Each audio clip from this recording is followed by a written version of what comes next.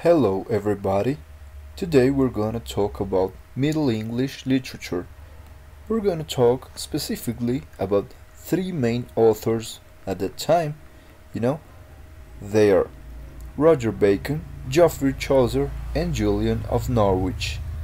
So let's begin with Roger Bacon. Roger Bacon was born in Ilchester in 1214. Philosopher, scientific, scholastic theologian from the Franciscan order, which he left then for focus his attention to the study of languages and experimental research. Almost all of his writings were written in Latin. One example is the one wrote in jail called Epistola Fratis Rogeri Baconis de Secretis Operibus Artis et Naturae et de Nihilitate Magiae in Paris 1242, when Bacon was accused of witchcraft for practice alchemy and his love for science. Other famous writing is Oplimagius in London 1267. Then he died. And now we're going to talk about Geoffrey Chaucer.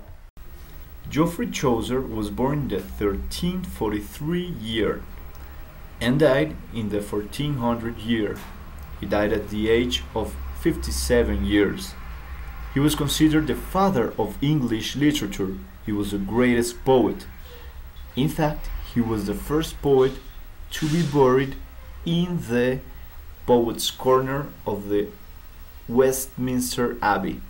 You know, some of the books he wrote were like the Book of the Duchess, the House of Fame, the Story of Troilus and Crusade, and obviously his most famous until now, the Canterbury Tales. That it was a book that wasn't totally finished because he couldn't give it a final revision. It passed for, let's say, many manuscripts because the printing press hasn't arrived yet to Europe, specifically to England. So the Canterbury Tales passed through many manuscripts, and finally, let's say that it was an incomplete work because the order of all the tales it's unknown until today. But did you think that only men could write in English? Hell no! Julian of Norwich was an English anchoress who wrote the 16 Revelations of Divine Love. This book was the first published book written in English by a woman. Can you imagine that? When she was 30 years old, she almost died due to a serious illness. As she prayed, she received 16 visions from Jesus Christ, from Jesus and the Virgin Mary. Then, about 20 years later, 20 or 30 more or less, she wrote her visions and what she understood from them. And she talked about how God loves us in a very beautiful way.